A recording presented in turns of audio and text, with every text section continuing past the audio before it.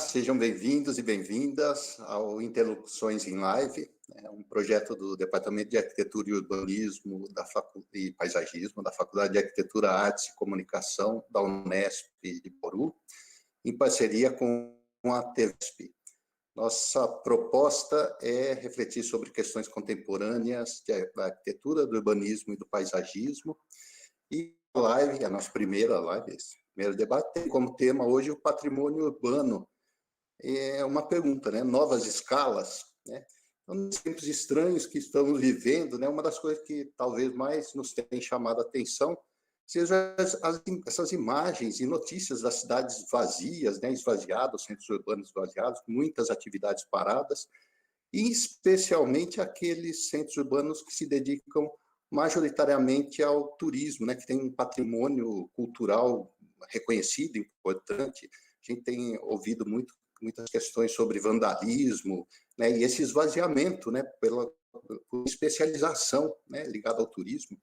Enfim, isso acaba suscitando uma série de questionamentos a respeito do futuro das cidades em geral, mas particularmente desses centros urbanos que têm um patrimônio cultural bastante importante. A nossa convidada para tratar desse tema é a doutora Mônica Cristina Brunini Frandi Ferreira, arquiteta, especialista em urbanismo moderno e contemporâneo pela FAO-Ucamp, mestre em estruturas ambientais pela FAO-USP e doutora em arquitetura e urbanismo pelo IAL-USP. Ela é coordenadora pedagógica e docente dos cursos de arquitetura e urbanismo da Unicep nos campos de Rio Claro e Porto Ferreira, e ainda arruma tempo para ser a superintendente do Arquivo Público Histórico do município de Rio Claro, onde tem feito um trabalho bastante interessante com o patrimônio cultural e, enfim, esse reconhecimento do patrimônio numa cidade do interior paulista. Para nos ajudar a debater, né, estão com a gente aqui a professora doutora Luciana Pelais Mascaro, da Faculdade de Arquitetura, Engenharia e Tecnologia da Universidade Federal do Mato Grosso, está desenvolvendo trabalhos nas áreas centrais de Cuiabá e de Cáceres, né, juntamente com o IFAM, tem desenvolvido um trabalho bastante interessante nessas cidades. E o professor Dr. Rodrigo Sartori Jabur, do Departamento de Arquitetura e Urbanismo da Universidade Federal do Paraná, em Curitiba, que pesquisa e trabalha com temas ligados mais diretamente às técnicas construtivas tradicionais, né, questões ligadas à preservação do patrimônio cultural urbano, né, patrimônio urbano cultural brasileiro. Tem um trabalho muito importante, bastante interessante sobre a cidade de Paranaguá. Enfim, eu agradeço a presença dos três, né? Muito obrigado, Mônica, Luciana e Rodrigo. E eu aqui sou o professor Vladimir Berincasa do DALP, sou da casa, vou estar na mediação, recebendo as questões que vocês fizerem pelo chat do YouTube, né? E, então, eu vou, sem muita demora, vamos lá, passando a palavra para Mônica. É com você, Mônica. Obrigada, Vlad querido, né? Em teu nome eu quero agradecer ao Departamento de Arquitetura, Urbanismo e Paisagismo da Unesp de Bauru por essa participar de uma interlocução sobre patrimônio urbano, na companhia de dois professores, pesquisadores muito queridos, que eu respeito muito, a Luciana Mascaro e o Rodrigo Jabur, né? São os meus amigos, que tivemos uma trajetória acadêmica aí reunida em torno da nossa querida Mariângela Portolucci, que não dá para a gente não mencionar a Mariângela aqui, né? Então, a gente faz parte desse grupo de pesquisa que até hoje conversa sobre o patrimônio, né, de uma forma bastante atuante, aí, com uma equipe bastante competente e comprometida. Né? A proposta aqui não é trazer receita, não é trazer resposta, né, mas assim, um ponto de vista a partir da minha experiência acadêmica e de uma atuação profissional vinculada a ela. Né? E buscando possibilidades de intervenção em centros urbanos que a gente entende que sejam um espaço genuíno, né, intrinsecamente ligado e relacionado às questões da história das nossas cidades. Né. Eu vejo, busco na história, né, o ponto de partida para essa reflexão. Né. Somos pesquisadores dessa área, então a história sempre para a gente é uma ferramenta para poder entender a contemporaneidade. Né. E eu não entendo a crise, eu não tenho medo dessa crise. Né.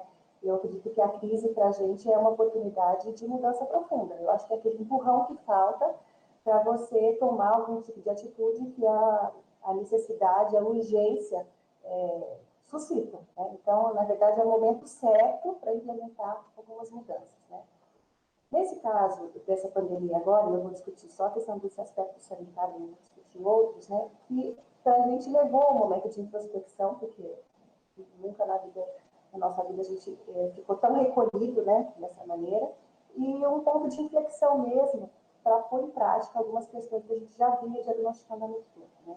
Lembrando que a cidade, acho que as boas soluções para a cidade surgiram em momento de crise, né, então a gente viu aqui a crise do meados do século XIX, né, onde o próprio urbanismo, como disciplina autônoma, se organizou, onde ele identificou e propôs soluções práticas, né, para as cidades, em meio a uma crise sanitária, onde questões como adensamento, infraestrutura precária, levaram à instituição de práticas como isolamento social, quarentena, né, e que resultaram em medidas significativas e que alteraram o modo de vida de forma substancial, né.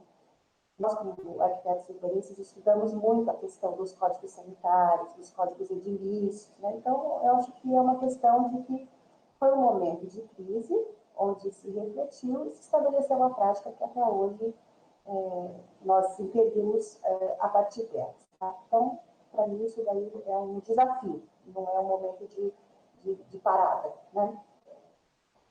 O que eu vejo, então, é que a gente precisa analisar esse cenário urbano que a gente vai fazer a intervenção, né? Qual é o nosso tabuleiro, né, desse jogo urbano?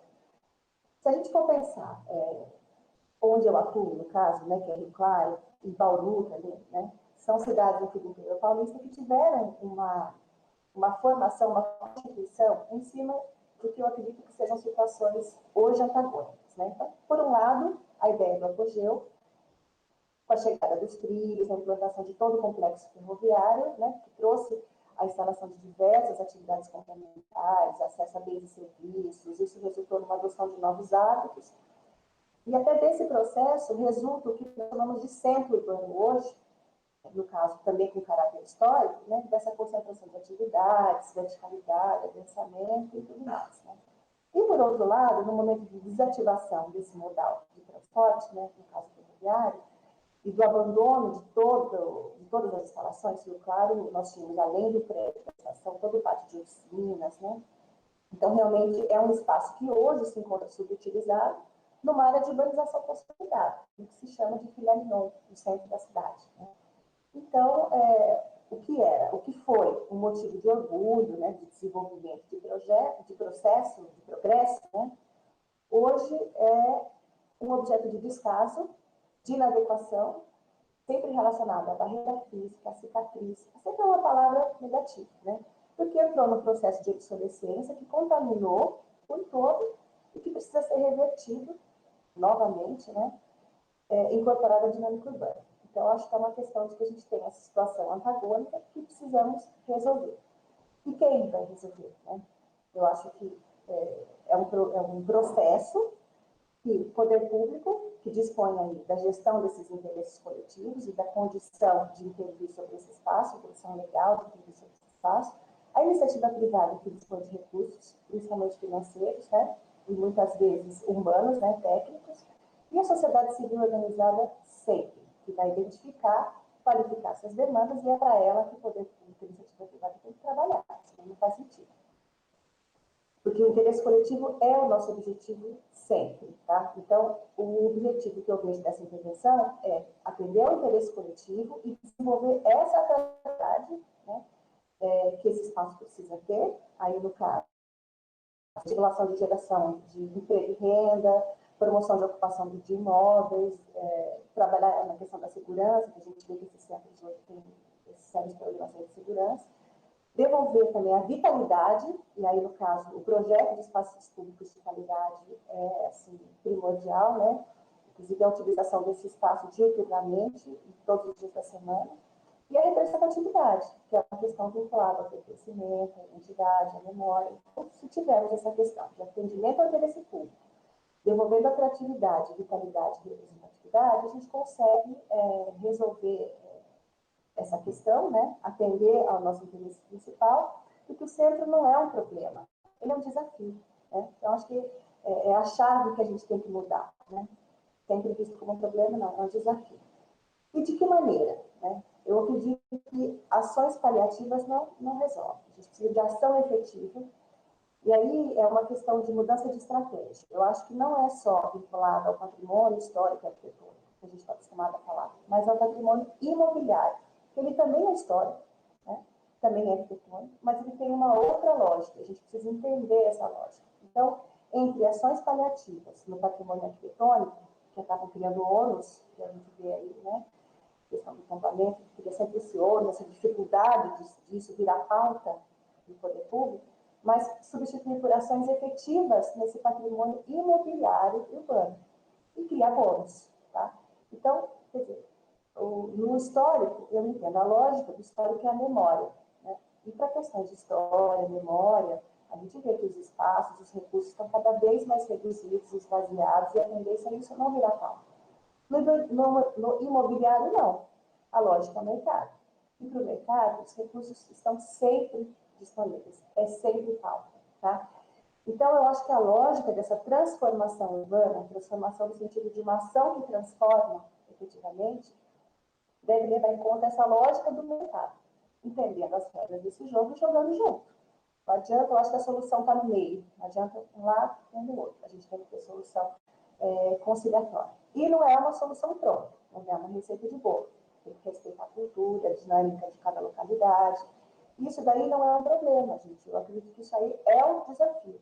E por isso que eu acho que nós aqui, que somos todos professores, temos esse desafio de ensinar os alunos a identificar essas oportunidades, saber trabalhar com essas pré-existências, conhecer as regras do jogo, para ter êxito, inclusive, nesse jogo, né?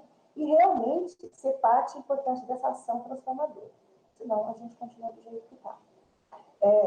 E como, né? Quais ferramentas que nós dispomos hoje para intervir no espaço urbano dessa maneira, trabalhando tanto a lógica do mercado quanto a lógica da memória, né? Até mercado e memória, duas palavras se combinam, né? Na questão do vocábulo, né? Os instrumentos da política urbana de organização do território, elas já estão instituídas desde o Estatuto da Cidade de 2001. Então, a gente precisa compreender, saber aplicar, e aí também o nosso papel de docente é fundamental, né, para poder intervir no patrimônio. É evidente que intervir no patrimônio requer um conhecimento especializado, sem dúvida, né, os princípios teóricos do restauro, as recomendações das cartas patrimoniais, mas isso não inclui, não exclui os conteúdos de planejamento urbano, de urbanismo, de desenho urbano, de paisagismo, né? E outros também, né? A questão econômica. O projeto é complexo, não envolve uma modalidade disciplinar, né?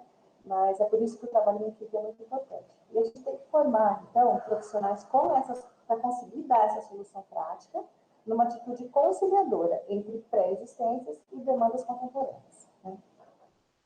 Eu acho o seguinte, que é uma questão de mudança de estratégia, não de mudança de princípios, né? Eu sou uma pessoa de patrimônio, então eu vejo cada vez mais isso, né? E até meu trabalho no arquivo público tem refleti muito sobre isso. Intervir no patrimônio histórico é intervir no patrimônio imobiliário, sem dúvida, com um componente cultural que não deve ser um empecilho, e sim um atrativo, um diferencial. Né?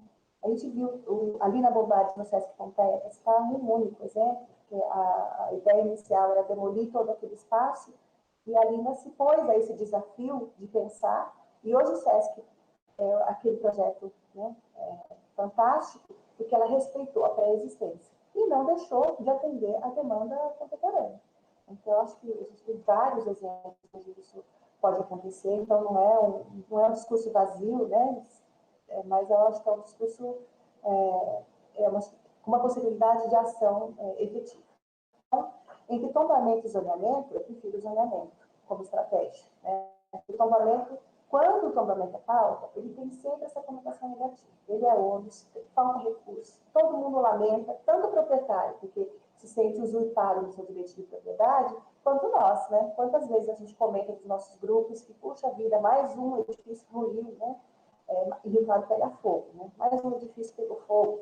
Então, entre isso, eu prefiro o zoneamento, porque as regras de desocupação do solo, elas necessariamente têm que ser respeitadas para qualquer tipo de intervenção urbana, né? e até, inclusive, porque elas estão colocadas nos planos diretores. Todo município precisa ter aqui no estado de São Paulo um plano diretor, né? E no Brasil, pelo Estatuto da Cidade, os municípios acima de 20 mil habitantes. Então, o plano diretor, a lei de zoneamento, né, são as regras de desocupação do solo, elas têm que necessariamente ser respeitadas. Então, é pauta sempre, né? E os instrumentos do Estatuto, eles abrem possibilidades de maximizar esse uso do solo urbano por meio dos instrumentos urbanísticos, né, dos índices urbanísticos, principalmente de índice de aproveitamento do terreno, lógico que respeitando a capacidade de infraestrutura instalada e o interesse coletivo, né? Ninguém é responsável a ponto de maximizar sem condição de que isso ocorra, né? Então, eu acho que essa mudança de estratégia é uma forma da gente reverter esse possível dano, né, que é colocado dessa maneira pelo proprietário, causado quando você identifica num imóvel que é de propriedade privada um interesse cultural, coletivo. Né? E eu acho que essa é uma questão. Também, eu penso em Rio Claro, a gente não conseguiu implantar até hoje o Conselho Municipal de Preservação do Patrimônio Histórico, justamente para essa visão equivocada, de que quando você tomba, você está usurpando direitos, e vai ficar em ruína, então é melhor derrubar e fazer estacionamento. Já o Conselho Municipal de Desenvolvimento Urbano, ele tem que acontecer, porque sem ele, o plano diretor não é aprovado. O Conselho de Preservação do Patrimônio, geralmente é consultivo, para inglês ver. O de Desenvolvimento Urbano é deliberativo. Então, vamos trabalhar a questão da história da memória dentro do Conselho de Desenvolvimento Urbano. E o zoneamento, né, quando nós instituímos dentro do zoneamento as zonas especiais de interesse cultural, eu vejo como uma alternativa, tá? Inventário, manutenção preventiva, ação de zeladoria, deve ser feito em qualquer tipo de edificação, ainda mais no centro, com caráter histórico. Né? Então, eu acho que a gente não deve separar aquilo que é história, aquilo que é contemporâneo. Vamos integrar, né? Porque é isso que a gente precisa fazer, trazer aquela pré-existência, aquela estrutura que carrega aí a questão da história e da memória, trazer para o contemporâneo. E esse é o nosso desafio. Né? Aí eu tive uma conversa com o Vlad uma vez, né, que eu acho que mais do que discutir, se a gente precisa restaurar, eu até anotei aqui, restaurar, reativar, reabilitar, recuperar, revitalizar, requalificar e reformar, e mais um monte de eu acho que a necessidade agora é realizar. Né? Eu acho que essa é a questão. E essa transformação, ela não pode acontecer de forma romântica, nem de forma idealizada, né? Ou de forma ideologizada. Não, ela tem que ser prática. Né? O que a gente tem, qual é o nosso tabuleiro, quais as regras desse jogo, quem vai jogar com a gente e entrar no embate, mas nesse embate conciliatório, sempre, né? Sem dúvida, a discussão teórica é fundamental, porque sem ela a gente não tem alicerce nenhum para intervenção, a gente fala e faz bobagem, tá? Mas precisa ir além dessa discussão teórica, tá? Então, o que eu acho? Que é preciso devolver essa criatividade dos centros urbanos, e aí tanto faz se você vai usar o termo recuperação do patrimônio histórico ou revalorização do patrimônio imobiliário. É só uma mudança de estratégia, né? Porque os princípios continuam os mesmos. Então, para fechar minha fala, eu quero muito ouvir a Luciane Rodrigues, porque a gente já fez um pré-bate-papo aqui, foi muito legal. Eu acho que é essa a questão. Né? Isso não é um desrespeito ao patrimônio, muito pelo contrário, é uma nova forma de inserir o patrimônio nessa pauta. Né? E eu vejo agora, trabalhando no Poder Público também, eu tenho ajudado na elaboração do Plano Diretor de Rio Claro. Falar de patrimônio, de memória, não tem espaço, não vai virar pauta nunca. Quando você coloca isso dentro dessa lógica do mercado, discute tecnicamente, tanto com os investidores quanto com os vereadores, quando, né, que são quem vão aprovar as leis, eu acho que aí a gente consegue uma possibilidade de intervenção. Então, a crise agora só vai nos fazer dar um avanço, dar esse empurrão que falta para trabalhar a questão entre história, memória e mercado.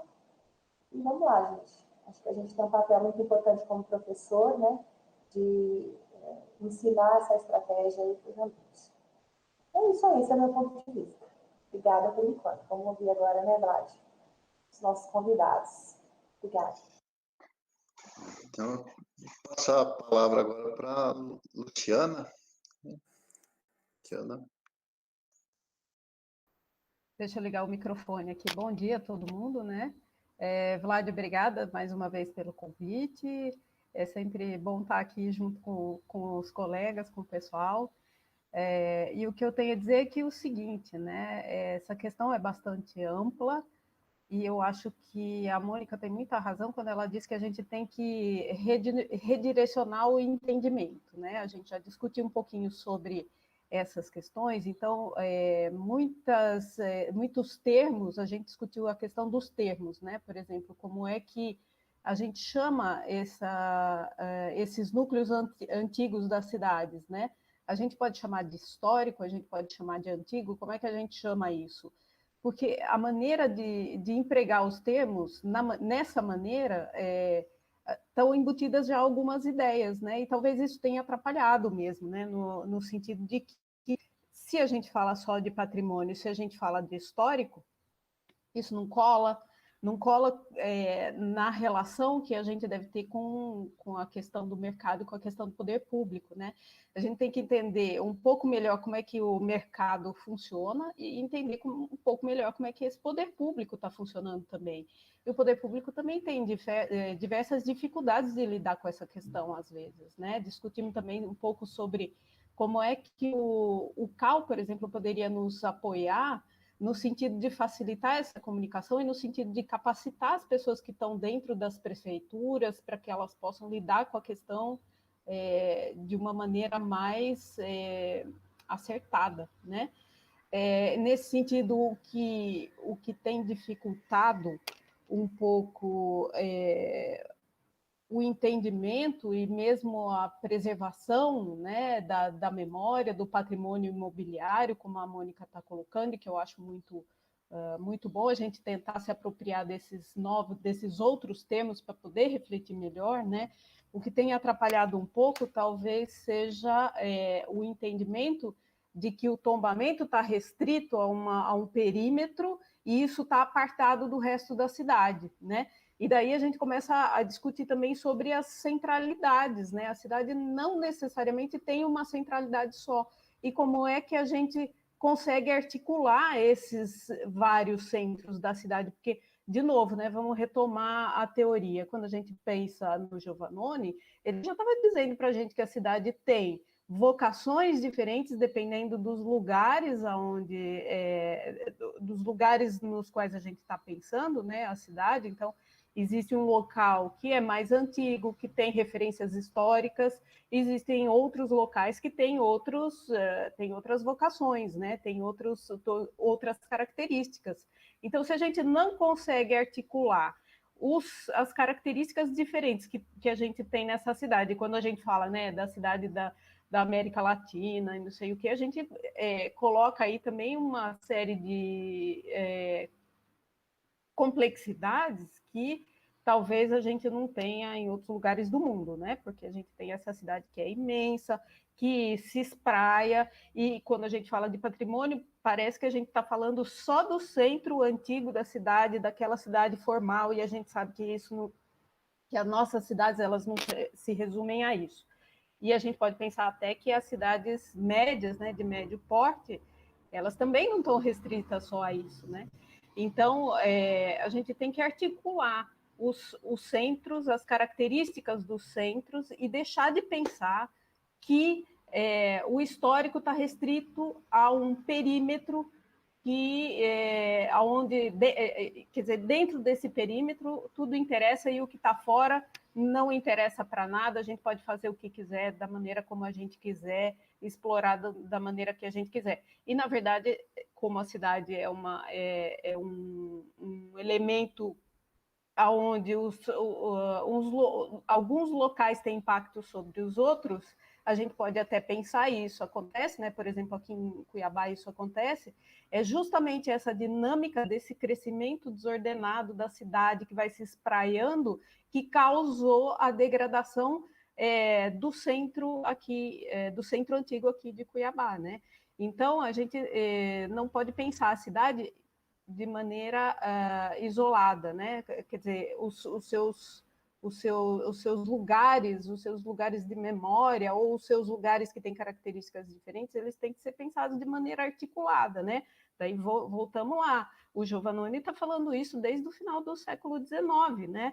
Quer dizer, então, está na hora realmente da gente tentar modificar a maneira como a gente coloca esses termos e tentar trazer para a discussão tanto o poder público quanto o mercado imobiliário, né? E trazer para a discussão também a sociedade, porque às vezes a sociedade, as pessoas tentam, né, conversar. Nós estamos aqui nesse projeto de Cuiabá, no plano de gestão de Cuiabá que a gente está desenvolvendo, que tem um foco um pouco diverso, a gente não está pensando só na preservação do patrimônio. Essa articulação e essa conversa com a sociedade, ela nem sempre é simples, né? E é um processo longo também. As pessoas, às vezes, elas se cansam porque elas querem resultados imediatos. Então, é sempre um processo muito complexo lidar com a cidade com a preservação. Enfim, é um mundo aí para ser explorado, mas a gente tem que eleger, talvez, algumas prioridades, né? E eu acho que, assim, estou de pleno acordo com a Mônica, a gente tem que mudar um pouco a maneira de entender tudo isso e mudar um pouco o enfoque e os termos para tentar alcançar uma articulação melhor entre os diversos grupos que estão atuando na cidade, né?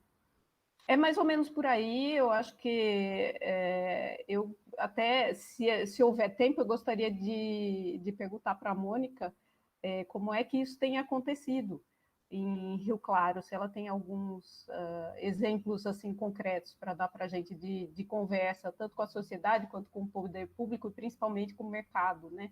O mercado imobiliário. Então é isso, gente. Eu vou... já tem... Assim, a Mônica da TV Unesp já falou que tem algumas perguntas, mas eu vou passar a palavra para o Rodrigo e depois aí acho que a gente pode abrir para os questionamentos gerais, tá bom? Então, Rodrigo. Bom, bom dia. Eu queria primeiro agradecer ao convite dessa oportunidade de estar debatendo sobre esses assuntos. Agradecendo ao Vladimir, à professora Kelly pelo convite e também em colaborar aí com a Mônica e com a Luciana.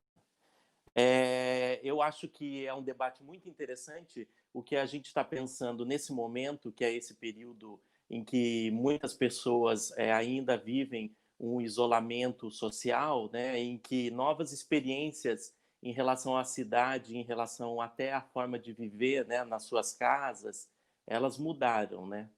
E eu acho que pensar esse momento é um momento em que nós temos que refletir sobre novas demandas, novas exigências em que se impõem na nossa forma de viver. Uma delas é essa relação com a limpeza, com a higiene, com o contato social, né, que ela mudou e que, de certa maneira, ela vai se manter por algum tempo ainda, né? Essa não vai ser não vai ser a maior nem a última pandemia que a gente vai viver. Pode ser que aconteçam outras, mas é pensar de que maneira, quais estratégias a nossa forma de viver e a nossa forma de se estabelecer uma relação com a cidade, ela pode ser produtiva e cuidadosa.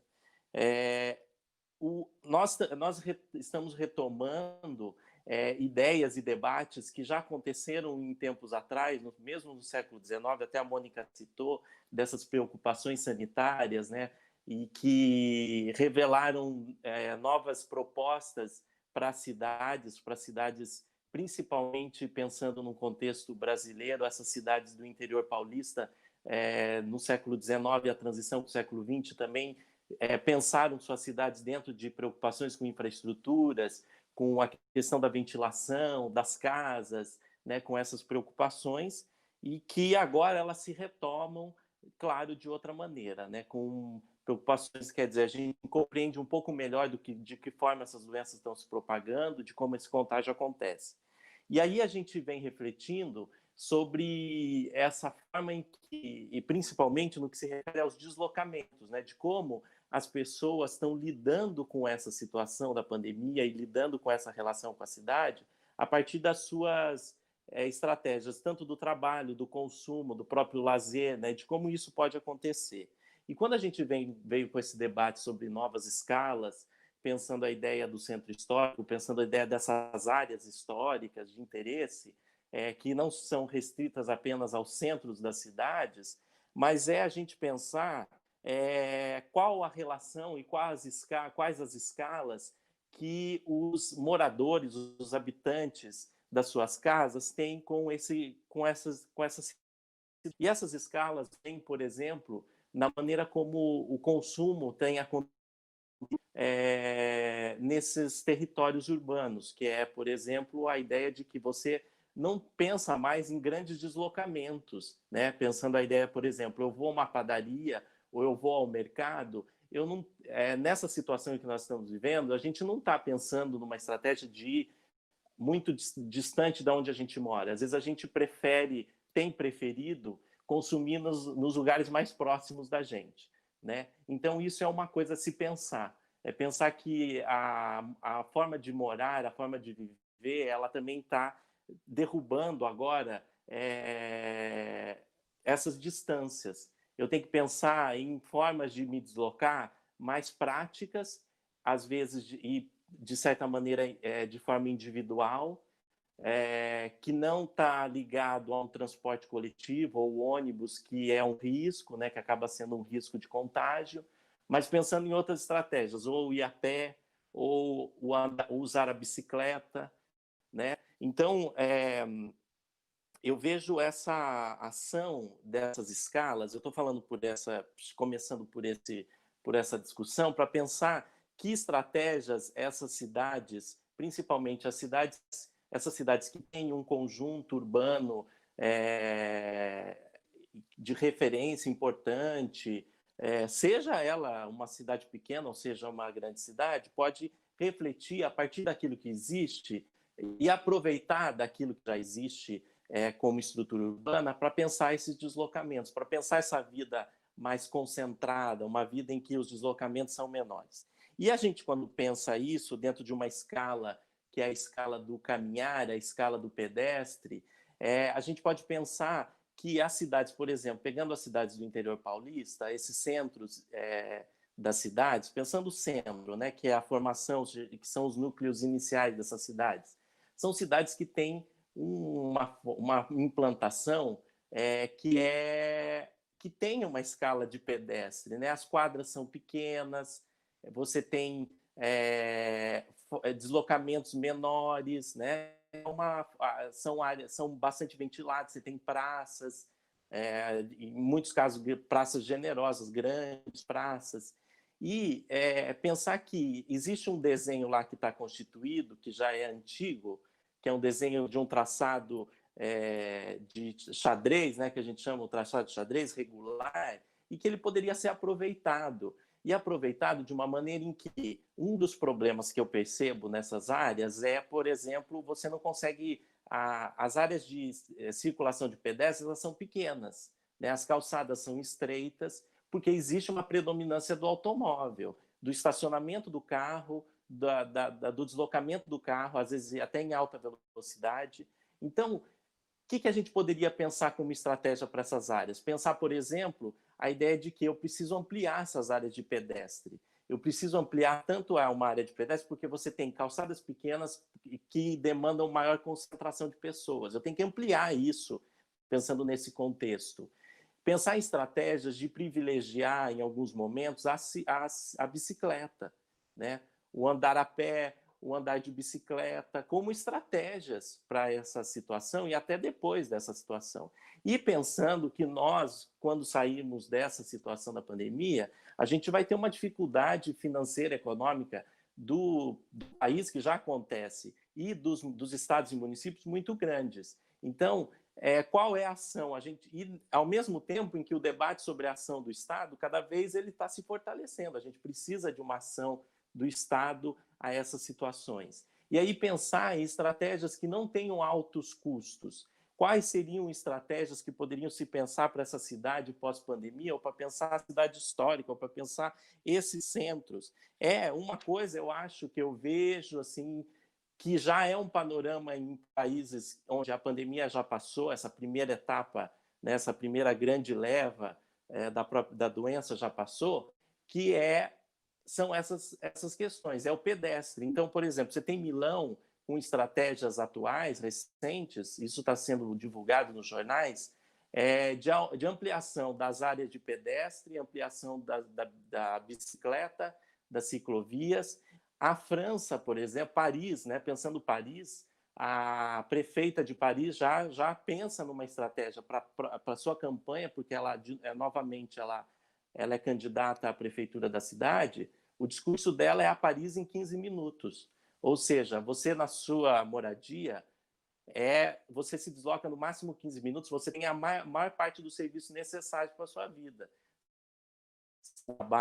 O trabalho agora, cada vez mais empresas, aquele trabalho de escritório vai cada vez mais ir para dentro da casa. Você tem os serviços, né? Você tem a educação estando próxima, né? Não que você possa se levar seu filho ou que você possa estudar próximo da sua casa. Ou seja, uma cidade em que em 15 minutos você tenha várias centralidades, é o que a Luciana falou. Né? Essas centralidades, a gente tem que pulverizar esses serviços na cidade, pensar em estratégias para pulverizar e não concentrar todos os serviços em apenas uma parte da cidade, mas pensar isso num âmbito maior. Né? Então, pensar esses deslocamentos menores a pé ou privilegiar os deslocamentos a pé, de bicicleta, e a cidade, pensando o centro dessas cidades do interior paulista, ela tem uma dinâmica que já existe. Né? A gente pensa, são centros que não são abandonados. Não, eles têm uma dinâmica de comércio, de moradia, a gente percebe isso.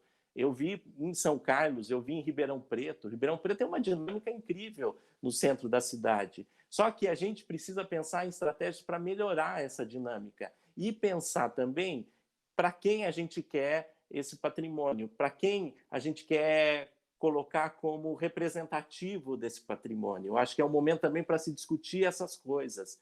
Né? A gente viu recentemente a derrubada de uma estátua, né, em Londres, de uma figura associada à escravidão. Então, é um momento, foi criticado porque se derrubou uma estátua, mas é um momento importante para refletir da ação. A ação é muito representativa, porque é pensar quem a gente quer colocar como representação, como identidade desses lugares. Eu acho que a gente precisa ouvir mais as pessoas e ouvir mais essas dinâmicas que o centro tem. Então, se a gente tem um comércio informal que acontece no centro, a gente precisa ouvir quem são essas pessoas, que comércio é esse? É um comércio que identifica o lugar também.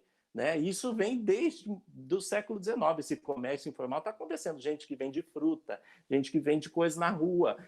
Pensar qual é o tipo de comércio tradicional que a cidade tem. Então, pensar coisas a partir de ouvir essas figuras, esses agentes do centro da cidade, e a partir disso pensar nessas estratégias que vêm em conjunto com uma ação que é do município, que é uma ação de melhorar a qualidade de acessibilidade da cidade, a acessibilidade do centro, seja ela do pedestre, seja ela uma cidade mais acessível para todos, para a bicicleta, para o pedestre, para o cadeirante. Então, isso são coisas fundamentais que eu percebo na experiência que eu vejo desses centros de cidades do interior paulista, pensando nesse foco do interior.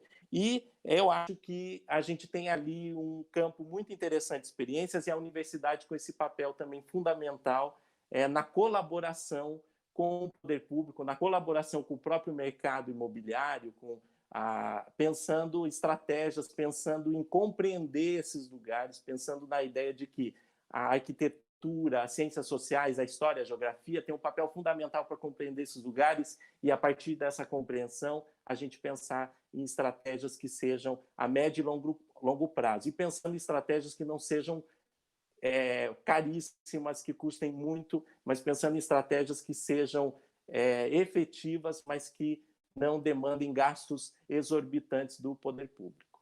Eu acho que é pensar essas coisas e para trazer aí a esse debate sobre a cidade histórica e sobre essas cidades pensando no interior de São Paulo.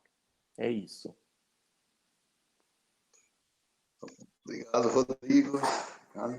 Eu tenho algumas questões aqui que foram passadas.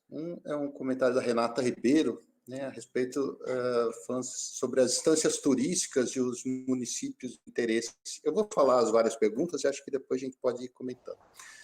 Então, as instâncias turísticas dos municípios de interesse turísticos possuem conselhos turismos que poderiam ser atuantes também na preservação do patrimônio histórico, cultural e urbano. Acho que a Mônica comentou um pouco isso, né, falando dessa, talvez não ser bem dentro desse conselho, que ele é só consultivo e não deliberativo, né, podemos pensar sobre isso.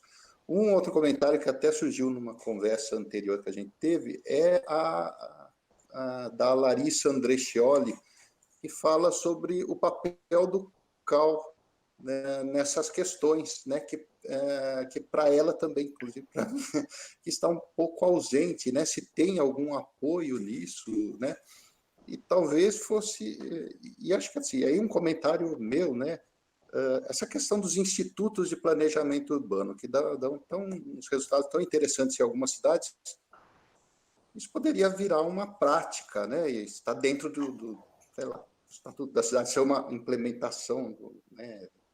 Uma coisa corriqueira deveria ser, né? Enfim. Aí tem uma pergunta da Gabi Budatti, falando sobre a cidade de Porto Feliz, que é um museu interditado há 10 anos, né? Enfim, que faz parte do patrimônio estadual de São Paulo, e se somente por verba estadual ela poderia ser restaurada. Acho que também faz parte desse contexto de ampliação dos agentes, envolver mais agentes, né? E não ficar só na mão de Estado, enfim, a gente vamos discutir. Para a Mônica, tem uma pergunta específica da Lígia Escoton. Quais as perspectivas políticas nas realizações, entre aspas, de revitalização de uso nos patrimônios históricos de Rio Claro, e se existe algum plano de parceria público-privada para as áreas centrais na cidade de Rio Claro, e acho que aí os outros poderiam ajudar também.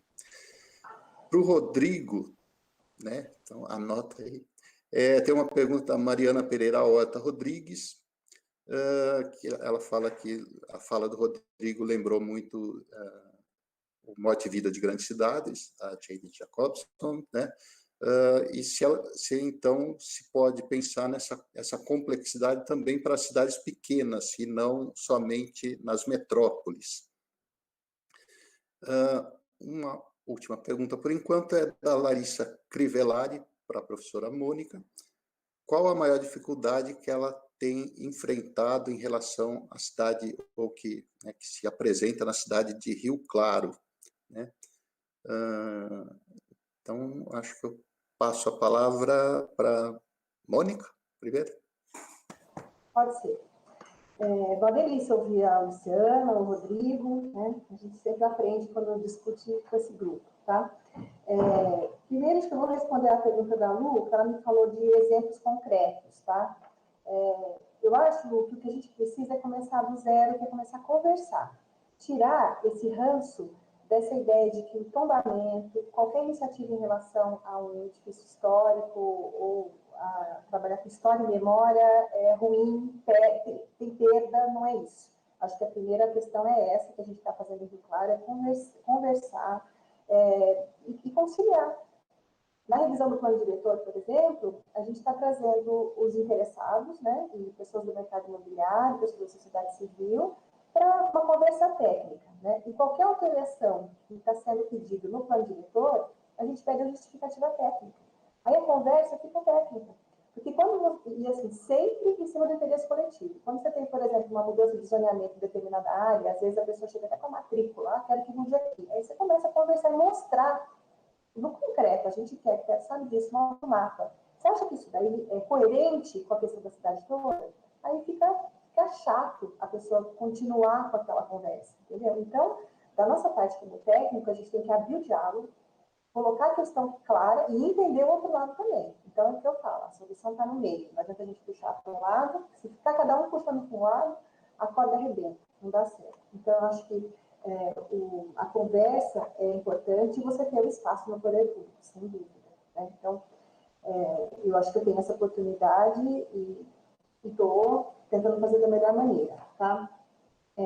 A pergunta da Renata, das instâncias turísticas, né, dos municípios de interesse turístico, acho que o turismo é um componente importantíssimo para ser trabalhado nessa questão de preservação dos espaços históricos, né, usando o que a Lu falou, porque não é só o centro, né, Lu, dos espaços históricos, e realmente esses conselhos precisam ser. Eu acho que querer que seja deliberativo é muito ainda, né? A gente tem que dar um passo de cada vez. Mas é que esses conselhos tenham participação efetiva, porque ninguém quer, às vezes as reuniões são esvaziadas, as pessoas não querem, ou eles mandam alguém só para dizer, olha, eu estou mandando um funcionário porque senão eu não vou conseguir recurso, tá? Então, falta bons projetos, gente. O campo de trabalho do arquiteto urbanista é fabuloso, né? Porque a gente precisa ser proativo. E a gente tem a nossa habilidade, tanto nós temos habilitação profissional e capacidade técnica de fazer o projeto, de intervir espacialmente, né? É evidente que isso é um trabalho em equipe, né? Acho que o Rodrigo falou da questão da geografia, da sociologia, da antropologia e tudo mais, né? Engenharias, mas a gente tem a questão do desenho, que é de intervir na prática, né? Então, acho que isso daí, a Renata tem toda razão, é uma questão importante, mas a gente precisa capacitar os técnicos, aí entra numa outra questão que a Lu falou, talvez nem seja local, né, mas as prefeituras entenderem a importância do papel do arquiteto. Acho que o CAL faria isso, né? Eu acho que ele faz, ele tem feito algumas cartilhas bem interessantes, eu acho que o CAL está bastante atuante, está ajudando muito nesse sentido, e é um processo, né? E que a gente, como professor, tem que passar isso para os alunos, e fazer com que eles entendam que eles podem ser parte importante nesse processo, né? Então, conversa com um, com o outro, capacitar os vereadores, né? Porque os vereadores, eles não têm esse conhecimento técnico de saber como intervir, né? Então, acho que isso é uma questão. Então, não acho que o CAL está ausente, eu acho, Larissa, eu acho que o CAL, ele tem uma série de pautas, né? E tem ajudado, sim, com a publicação de cartilhas. Vlad, os institutos de planejamento urbano são essenciais, né? A gente tem batalhado aqui no Rio Claro também para fazer o Instituto de Planejamento e Pesquisa de Rio Claro, como Piracicaba tem, né? Aqui na região, Curitiba já é o mais tradicional, porque isso a gente escapa da questão de planejar de acordo com cada gestão. A gente planeja de forma contínua. Isso é fundamental. Primeiro que você reúne os dados num lugar só, né? Porque, às vezes, a gente agora, na revisão do plano diretor, então, a mobilidade urbana tem um dado, a Secretaria de Obras, de Meio Ambiente, cada uma tem os dados em separado, né? Departamento de Águas tem os seus dados, e a gente precisa reunir esses dados, porque a gente não pode trabalhar sem dados, né? Levantamentos atualizados. Então, assim, instituir. Não é criar carne, né? Que hoje a gente não precisa criar carne. A gente precisa, dentro da estrutura da prefeitura, trabalhar na formulação desses institutos de pesquisa e planejamento urbano, né? E eu já vou emendar a pergunta da Maria Lígia, né? Da nossa Bili. Ela foi nossa aluna lá na antiga SER, né? Hoje ela está fazendo mestrado na Unesp, de perspectivas para a revitalização do centro de Rio Claro, se existe alguma ideia de PPP. Não, não existe. Rio Claro, a gente não consegue ainda nem fazer o nosso Conselho Municipal de Defesa do Patrimônio, porque existe aquela ideia equivocada, né? Já chegaram a me falar que não, fica quieta desse assunto, porque assim que você fala que vai instituir o conselho, tudo que tem de patrimônio no dia seguinte está no chão. Não, é o contrário, né? A gente tem aí a questão do Estado, quando tomba. Rio Claro, a gente não tem nada de tombamento em nível municipal, mas tem pelo CONDEFAC, né? E o que acontece? Estabelece aquele perímetro ou raio envoltório e tudo tem a restrição. Então, realmente, a gente quer um entrave. Não porque o CONDEFAT é moroso, é porque ele não tem condição mesmo de gerir o patrimônio do Estado todo. Então, se você tem o apoio de uma instituição no município, você consegue ser proativo em relação ao CONDEFAT. Você analisa aqueles imóveis naquela área envoltória e manda para eles e discute tecnicamente, né? E tira aquela ideia de que o CONDEFAT é um entrave, e não é um entrave, né? Ele está fazendo o papel dele, com a condição que ele tem de trabalho, né? Então, não existe ainda. Rio Claro tem uma área muito interessante, que é todo esse patrimônio ferroviário, que eu falei para você, que tem que retornar essa dinâmica do mercado, né? A dinâmica da contemporaneidade, e uma bela operação urbana consorciada ali, que é um instrumento do Estatuto da Cidade, seria interessantíssimo, né? Para a gente resolver essa questão aí. Então, ainda não tem, mas eu estou batalhando. No que eu consigo, eu estou plantando essa sementinha. Aí, Vlad, só para terminar minha parte aqui, em relação ao que o Rodrigo falou, né? Eu acho que a saída, Rô, é realmente a pequena escala, a micro escala. E a gente volta na morte de vida de grandes cidades, da Jane Jacobs, a gente volta na unidade de vizinhança, entendeu? Lógico que não com aquele discurso anacrônico, né? Ficar voltado para o passado. Não, não é isso. A gente tem que adaptar o conceito, que é, quando a gente fala hoje de mobilidade ativa, que é o pedestre, a bicicleta, né? E outros aí, patinete e tudo mais. É um pouco disso. A gente vai reduzir a nossa distância a 15 minutos, né? Quando a gente fala de redesenho de calçadas, é trabalhar um pouco desse cuidado, essa zeladoria, entra a zeladoria do mesmo jeito, entendeu? Então, é você inventariar, olha o termo, né? Inventariar esse espaço próximo da tua residência, ou seja, de pontos específicos, né? Criar unidades de vizinhança e trabalhar no micro, né? Porque é ela que vai atender.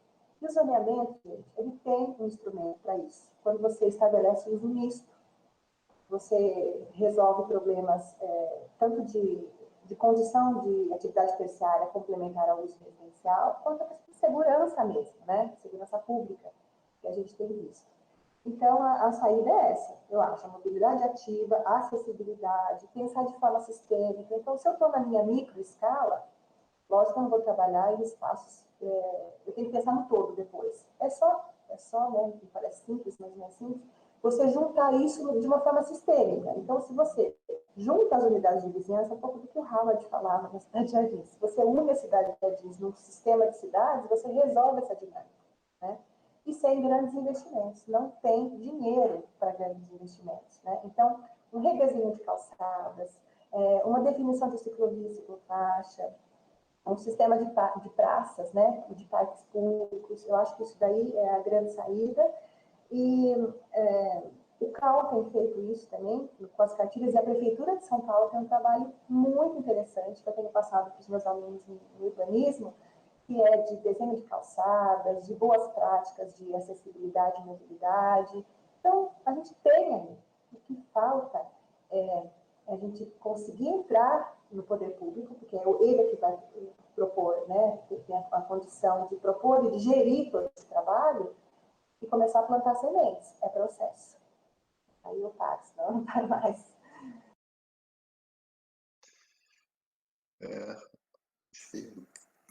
Rodrigo? Pode ser.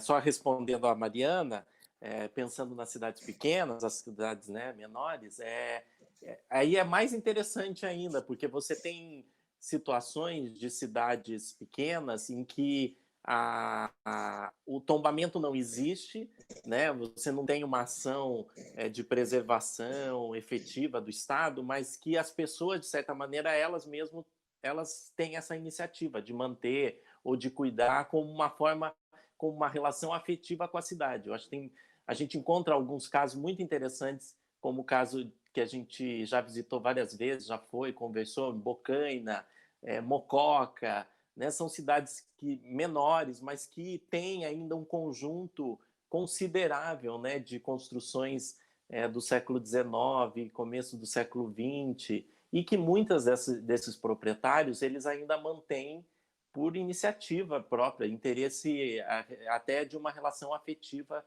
com esse lugar. Esse trabalho é um trabalho também fundamental, é construir uma ação que seja do município, que seja das universidades, de construir uma relação afetiva com a cidade, né? Enquanto a gente não colocar significados, ou apresentar significados, ou criar um trabalho com os moradores, né? Porque a gente tem que pensar, por exemplo, existe o viés econômico do turismo, é uma coisa, mas ela não pode ser o elemento principal para pensar a proteção dessas cidades, mas sim uma relação de moradia, de vivência, de experiência. E aí vem desse entendimento. Eu acho que o diálogo é fundamental, o diálogo do poder público com os moradores, né? Isso tem casos muito interessantes, seja em Lisboa, que aconteceu em algumas regiões, seja em Olinda, que teve um trabalho muito importante nos anos 80 em relação ao centro histórico, que tenham como um agente. A gente tem que pensar que os agentes desse processo são esses moradores, né? Então, ouvir, pensar nessas estratégias que custem, que não sejam exorbitantes, como a Mônica falou, são ações nessa escala micro, né? E pensar nessas discussões que estavam acontecendo nos anos 60, como a própria Jane Jacobs, com a crítica da cidade moderna, pensar a cidade agora, as escalas de novo, esse debate está voltando da escala do pedestre, de pensar a cidade a partir do pedestre. É uma grande dificuldade, isso é evidente nas cidades do interior paulista, é evidente em todas, a grande parte das cidades, a predominância do automóvel em relação ao pedestre. Para você circular no centro da cidade, você tem dificuldades, né? Você tem riscos, enquanto se primazia, enquanto há esse privilégio do automóvel. A gente tem que, em algum momento, vai ter que parar com isso. Tem que repensar essa estratégia do automóvel. Não dá mais. Não funciona mais. Já não funciona na escala do centro da cidade, né? A circulação, a gente sabe como isso acontece. E a gente viu, nesse momento de pandemia, sem movimento de carro, como a cidade até ficou melhor. Até o meio ambiente, até o céu ficou mais bonito. Deixa eu só fazer uma intervenção aqui. Isso tem a ver com um comentário, uma pergunta, né, do Antônio Arnaud Queiroz Crespo. Ele pergunta se sustentabilidade no processo de preservação deve ser analisada de forma muito séria. O veículo, o trânsito é tão prejudicial assim que não podemos fazer uma ação de complementaridade garantindo a acessibilidade. Eu acho que eu acho polêmico. Mas enfim, Antônio Arnaud, vamos lá. Não, só para concluir isso, não é que não significa que a gente vai simplesmente tirar o automóvel do centro da cidade, mas a gente tem que pensar em estratégia para reduzir essa circulação de automóveis e pensar em privilegiar a circulação de pedestres. Porque eu tenho ruas que tem, além do leito do carro, tem estacionamento. Então, pensar em outras estratégias. Será que eu posso pensar em edifícios, garagens, pensar em garagens subterrâneas, outras estratégias, pensando a longo prazo, porque dinheiro vai ser difícil. Mas pensar em situações em que a gente precisa privilegiar a bicicleta e o pedestre. Não tem mais condições em regiões da cidade em que isso já não está funcionando mais. O automóvel não está funcionando mais no centro da cidade. É só a gente ver nas nossas cidades, a gente começar a perceber melhor como o automóvel e como essa circulação, da forma como ela acontece, ela nos prejudica e prejudica todo um contexto. Pode ser que fale, mas o comércio vai ser prejudicado. Se a gente está numa situação de pandemia com risco de contágio, as pessoas estão indo fazer compras. Sem o automóvel, será que elas não vão também, de qualquer maneira? Então, acho que a gente precisa pensar nessas situações e pensar em formas mais efetivas de privilegiar o pedestre. Essa é a ordem do dia, privilegiar pedestre, bicicleta, patinete e outros meios de transporte que não sejam o automóvel. É isso. Luciana, por favor. Posso? Tenho tempo de comentar uma coisinha aqui? Pensando um pouco aí, porque a gente ouve os colegas falando e quer sempre lembrar de outras coisas, né? Enfim. Então, agora pensando aqui no que o Rodrigo estava dizendo, e a Mônica também, eu acho que além da escala micro, né, e pensando naquela questão para cidades pequenas, que foi uma coisa que eu comentei lá quando a gente conversou, a gente podia também pensar, podia não, eu acho que isso é sempre saudável, né, pensar na escala macro, porque muitas vezes a gente entende qual é o sentido ou atribui o sentido a essas cidades pequenas, principalmente em São Paulo e tal, a gente entende que elas são um conjunto de cidadezinhas que foram crescendo no mesmo período histórico, por causa do mesmo ciclo econômico, né? Então, se a gente consegue compreender isso, atribuir sentido a essa coisa toda, a gente consegue entender que isso tudo é um sistema, e daí você não tem um interesse numa cidade única, você tem um interesse numa região que floresceu em função de um ciclo econômico, né? Então, eu acho que isso também tem a ver com as cidades pequenas, e tem a ver com as cidades pequenas e com outras cidades. A questão de que, durante muito tempo, a gente pensou a preservação do patrimônio em função do turismo, e isso a gente está vendo, principalmente com a pandemia, que isso não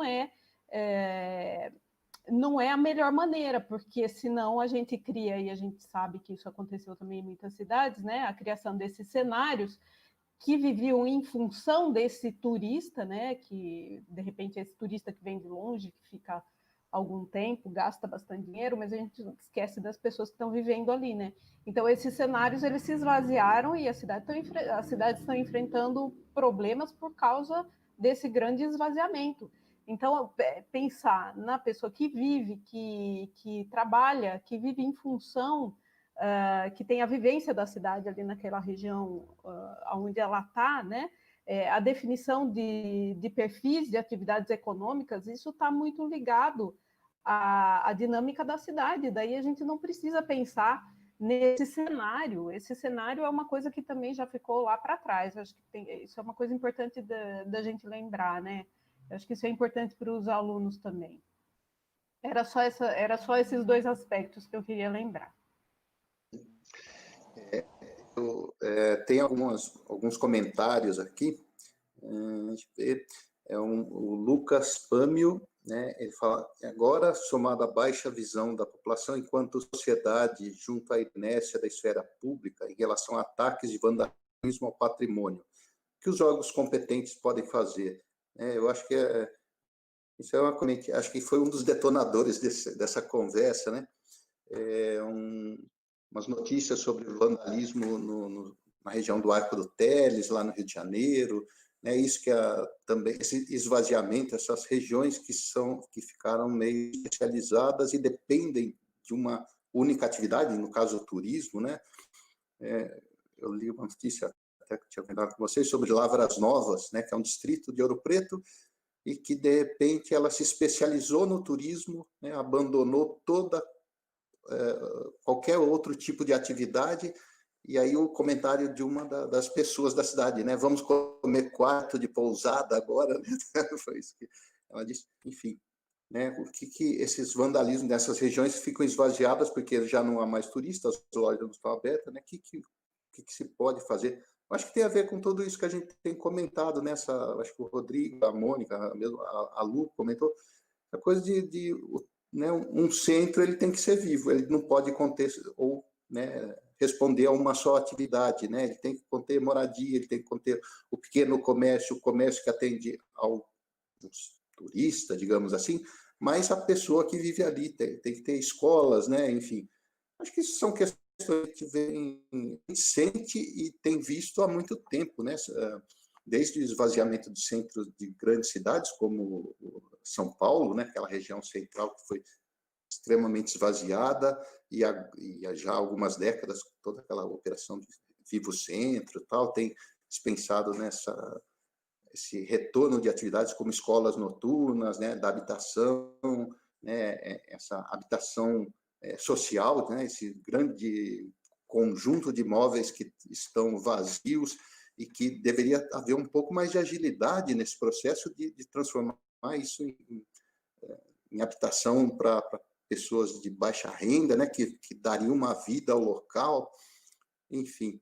Né, e acho que nisso o CAL poderia ser mais ativo, nisso a obrigatoriedade de haver institutos de planejamento urbano em todas as cidades, acho que poderia responder bem, mas, enfim, isso são questões que depois eu estou colocando aqui, coisas minhas, né?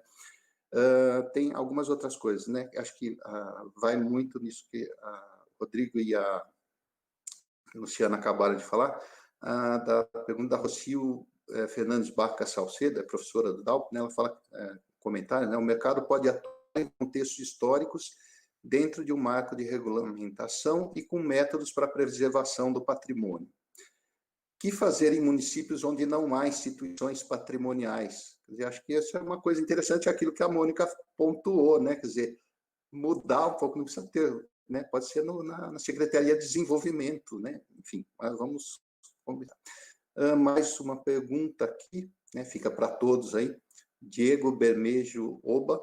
A partir do novo contexto imposto pela Covid, da evidenciação de que os serviços básicos de infraestrutura e planejamento urbano no Brasil são muito deficitários, não corremos o risco da agenda referente à defesa do patrimônio público ser deixada de lado?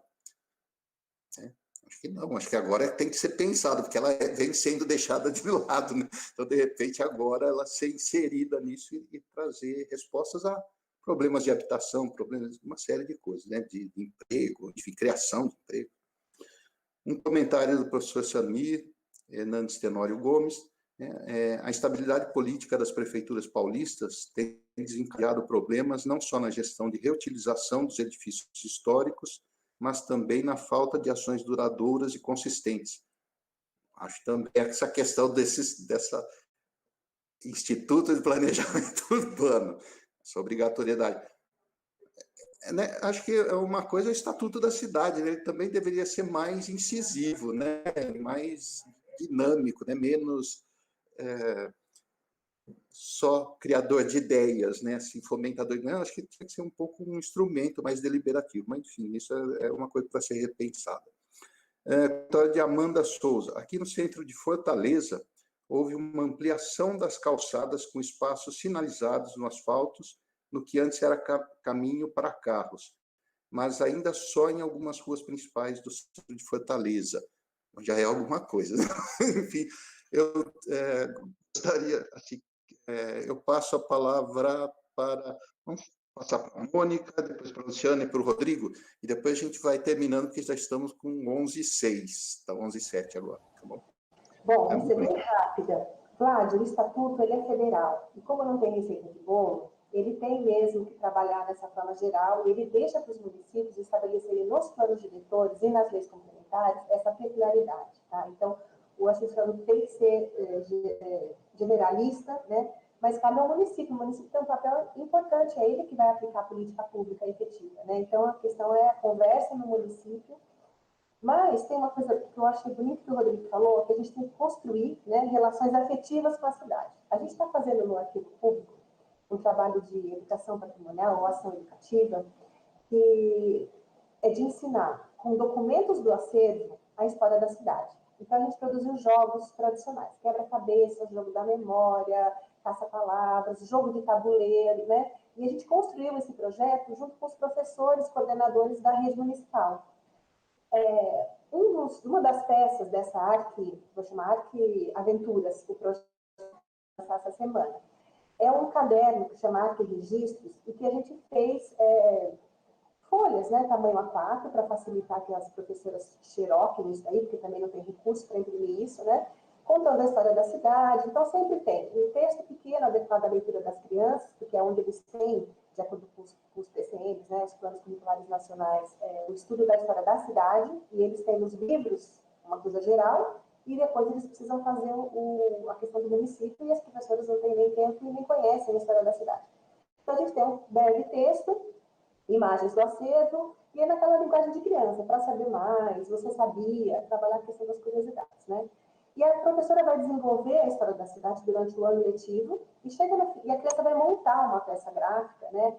Bem naquela coisa de livro de criança tridimensional, sabe? Que você levanta uma aba, a criança escreve embaixo, pinta, e ela vai reunir todo esse material nesse arquiregistro e vai levar para casa. Aí ela vai contar a história da cidade para os pais. E isso é uma forma da gente difundir o conhecimento através de imagens do acervo, entendeu? Para as crianças, porque é aí que a gente tem que entrar na formação, inclusive quando você valoriza, você não... Acho que a gente ajuda para minimizar esses atos de vandalismo, né? E depois para as famílias. Então, a criança é protagonista disso. A gente vai contar a história, as professoras vão contar, né? E as crianças vão desenhar e elas vão levar para a família. Então, é uma forma de você trabalhar na microescala também, entendeu? Então, é um trabalho, assim, muito bonito que a gente está fazendo. Agora, eu deixo a palavra para os dois, porque vamos encerrar, né? Eu agradeço super, né, a participação, e eu quero, assim, levar todo mundo para esse desafio. Vamos mudar a estratégia, porque o que a gente tem que fazer é trabalhar o bem coletivo, preservar o nosso patrimônio, entender a dinâmica urbana, e é isso aí. Dá certo? Dá. É um processo, não é fácil, mas se a gente cruzar o braço, a gente vai fazer nada, tá? Obrigada por enquanto. Luciana, você. Eu queria só fazer um comentário relacionado a essa questão que foi colocada aí, que é sobre o patrimônio, nesse momento, correr o risco de ser deixado de lado. Na verdade, eu acho que isso depende do enfoque, de novo, né? Tá relacionado com essa maneira de ver as coisas, né? Que eu acho que a gente tem que mudar o enfoque, né? Porque vamos estender um pouco o pensamento, né? Assim, tentar trazer isso, levar a questão da preservação daquilo que tem valor para além daquilo que é histórico e que é antigo, né? Se a gente conseguir entender que na cidade toda existe repositório material para memória e para afetividade, a gente começa a perceber que a questão do patrimônio, e daí nem vou colocar patrimônio, a gente pode pensar na questão da herança, a questão do patrimônio imobiliário, o patrimônio da estrutura da cidade, dos sistemas de espaços livres, dos sistemas de espaços públicos, por exemplo, né? Tudo isso faz parte da herança. E daí a gente pensa na cidade como um todo e para de pensar só naquela região que está dentro de um perímetro que foi reconhecido pelo Estado e que tem uma vida maior, né? E aquilo que merece preservação. Não, se a gente conseguir estender esse entendimento, a gente vai perceber que a questão da valorização ela está em tudo, né? Então, ela não é uma questão menor e ela não vai ser deixada de lado, porque senão sempre a gente vai ter uma cidade que é cheia de problemas. Quando a gente resolve os problemas, a gente consegue ter espaços que merecem cuidado e preservação sempre, né? Em todos os lugares da cidade, em todos os momentos do tempo, né? Então, é isso que eu penso sobre essa questão.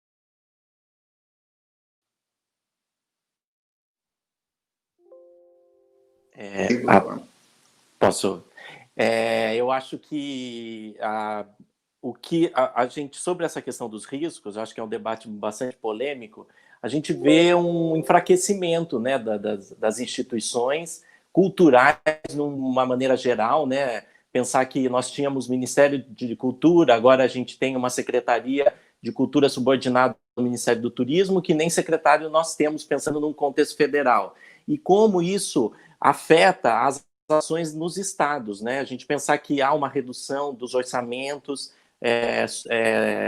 para obras de restauração, ou seja, para qualquer tipo de atividade cultural, mas pensar que a gente tem que, de alguma forma, fortalecer esses conselhos municipais, né? Então, tem que ter gente técnica, tem que ter gente que compreende do assunto, da questão do patrimônio, de pensar as dinâmicas da cidade, pensar nos arquitetos, pensar nos historiadores, geógrafos, todos esses campos, e pensar nesse fortalecimento. Os conselhos estaduais e municipais são fundamentais.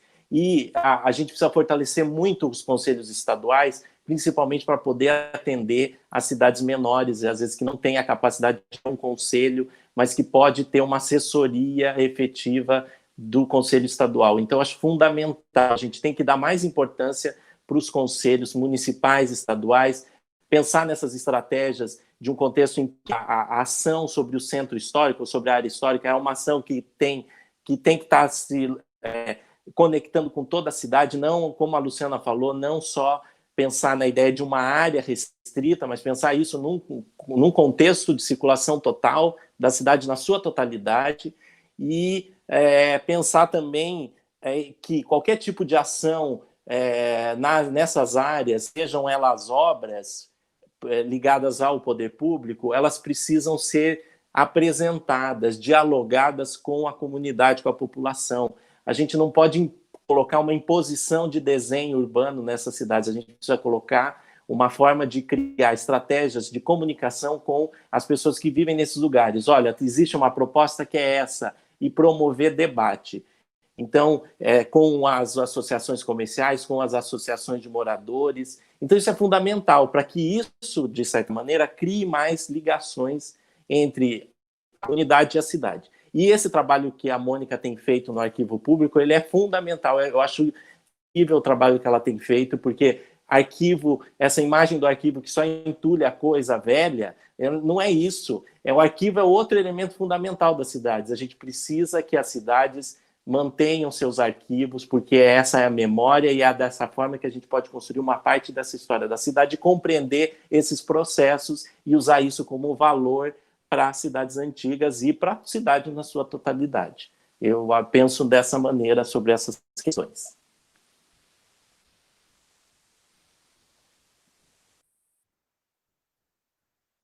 Queria agradecer a todos.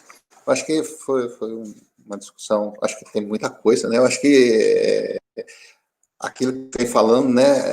A prática tem que ser mais presente na nossa vida, né? A teoria é importante, mas se ela não é posta em prática, não vale de nada. Né? Não tem grandes repercussões. Então, acho que assim, ainda insisto que o CAL poderia ser um pouco mais atuante nessa, junto ao governo estadual, aos governos municipais, aos estaduais e ao governo federal, essa, sei lá, numa tentativa de criação, de obrigatoriedade de criação desses institutos de planejamento urbano. Eu acho que seriam algo bastante interessante, porque planejamento envolve todas essas questões, patrimônio cultural, né, a questão sanitária, a questão de deslocamentos, enfim, tudo isso que foi abordado aqui, né, aliás, isso é interessante, né, a gente veio falar de patrimônio cultural e se esbarra né, na vida cotidiana, né, então, isso faz parte, né, o patrimônio faz parte da nossa vida cotidiana, está relacionado a tudo, né.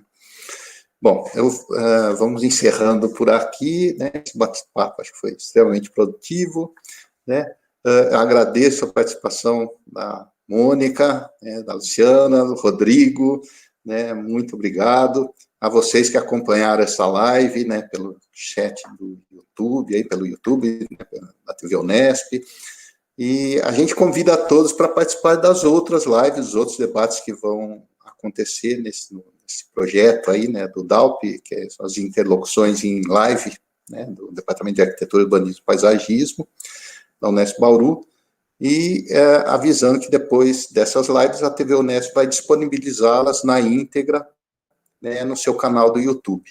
Então, eu agradeço, né, e até a próxima live. Um abraço a todos, muito obrigado. Beijo, tchau, tchau.